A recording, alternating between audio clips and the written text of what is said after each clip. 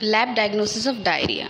So, how to diagnose diarrhea in a laboratory? Certain methods are involved and certain steps are required in it.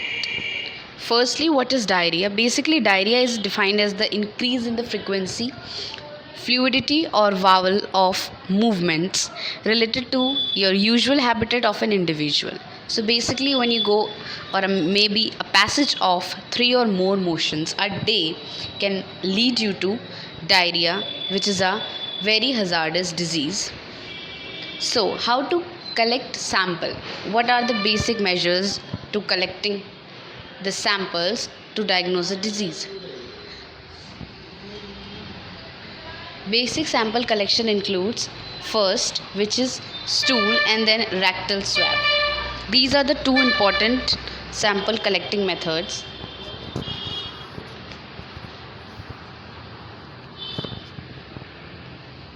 So here is a table where you can see that what are the difference between the small bowel diarrhea and large bowel diarrhea.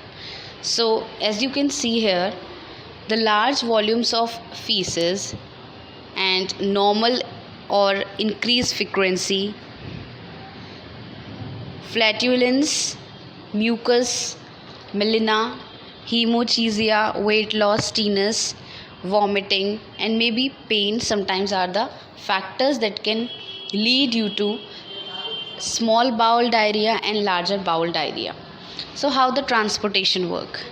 Basically, you have to collect specimen. After the collection of specimen which are to be taken to the laboratory, after the maybe 2 hours you have to perform, and the media which is required here is a Clary Blair's medium. So what are the important factors that are required as the history for particular disease to diagnose? So there may be history of travel, history of antibiotics if a person is taking antibiotics relatively, maybe the duration of diarrhea, maybe it's a 1 day, 2 day, 1 week, or maybe 15 days. History and the passage of blood, passage of mucus, rice water, stool, history of food intake, and history of fever. These are some of the basic histories that are relatively very important in that case. Sample processing. Sample processing is like the routine microscopy that is required here. Also, to process a sample, you need to check the pH, the consistency, the blood, the mucus secretion, the color, and also in microscopy you will see the saline, the wet amount, the pus cells, the red blood cells, meaning erythrocytes, the formation of cyst, or maybe motility. If I talk about the culture required in that case, culture required are blood agar, McConkey agar, deoxy chocolate agar, thiosulfate citrate, bile salt agar, and also there are several enriched media required like saline, alkaline peptone water, also McConkey agar, DCA, TCBS. So depending on the duration of diarrhea and how it is progressing, and also your level of body fighting to the infection, are some of the measures that can be taken while diagnosis a disease and concluding a result. Also, when you see what is responsible and which bacteria is causing and how much it is infected to your body, you will see the colony characterization. First is Staphylococcus aureus, which is responsible here, the S. aureus bacteria. Basically, when you see in blood agar, it is like 2 to 4 micrometer in diameter and circular shaped, opaque, and also raised. In nutrient agar, it is like a golden yellow pigment that you can see here. And if I talk about E. coli, that is Escherichia coli, you'll see in McConkey agar the colonies are pink due to the formation of lactose fermentation. The third bacteria which is responsible here is Salmonella. So Salmonella bacteria might occur on MacConkey agar, and these colonies are colorless due to non-lactose formation.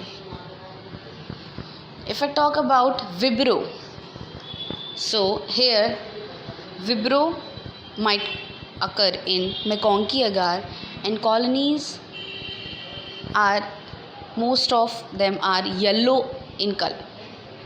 So if we perform Gram staining, also we perform Ziehl-Neelsen or Leishman staining, but if we are doing Gram staining here just to check the staining in the bacteria, so first we perform Staphylococcus aureus. In that case, Gram positive bacteria will show, and in Gram positive you will see the purple color, and which is circular in shape, that means cocci shaped, and arranged in a cluster, that means a group formation you will see here. Also in E. coli, also in the case of E. coli, the Gram negative bacillus formation you will see, the non-capsulated and non-spore forming. In the same way, Salmonella will show Gram negative bacillus, and Vibrio will show Gram negative curd comma shaped rod, which is also non-sporing and non-capsulated. If I talk about the motility, which is also called as the movability of microorganisms, you will see the Salmonella, E. coli, Vibrio are quite motile rather than Staphylococcus and Shigella. And if we see the biochemical reaction here, in E. coli and Salmonella, the indole reaction in the case of E. coli is positive, urease is negative, citrate is negative, and in MR it is also positive. But after checking in biochemical reaction of Salmonella, we'll see indole is negative, urease is negative, citrate might go positive and negative, and in MR it is positive. Moving forward, in Staphylococcus aureus, the catalase test might see you as positive, coagulase test might also occur as positive, mannitol fermentation you will see a acid production without a gas, and in catalase, in the case of Vibrio, you will see positive, oxidase is also positive, indole is positive, reduces nitrates to nitrites, and Vaux Proscure is also positive. Talking about serotyping, in the case of serotyping, is also basically comes under the category of epidemiological typing, which is nothing basically a purpose to trace the source of infection. Just to find out what the origin of the infection is, we will perform this. It is done in Staphylococcus aureus and in Salmonella kind of a bacteria.